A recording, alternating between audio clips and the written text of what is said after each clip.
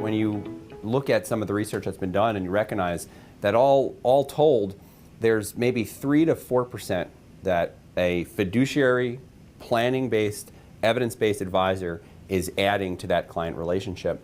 Well, that's a significant number, and it's premised on the behavior gap. Something that when you look at the performance going from 2012 back to 1992 of the S&P 500, a la one of the lowest cost and widely distributed index funds representing the S&P 500, what you come out with is that it's averaged 8.3% or so returns each year, which isn't so bad. That said, research has been done where they've dug pretty deep into those numbers and determined that the average holder of said mutual fund has done about 4% less.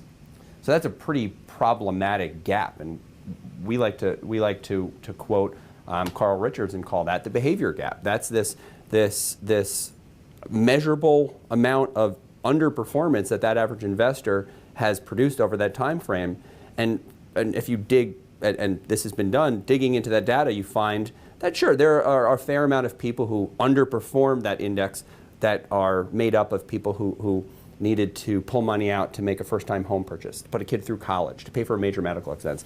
Excluding all that, what the data shows is that there's all these little incremental pieces that make up that 3 to 4%.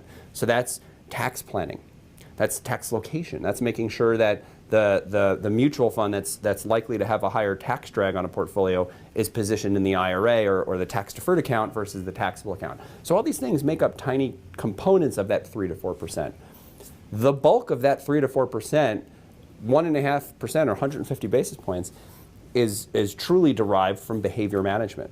So when you talk about the role of an evidence-based advisor, you have to position that person or that individual as a behavioral investment counselor in that case. Right?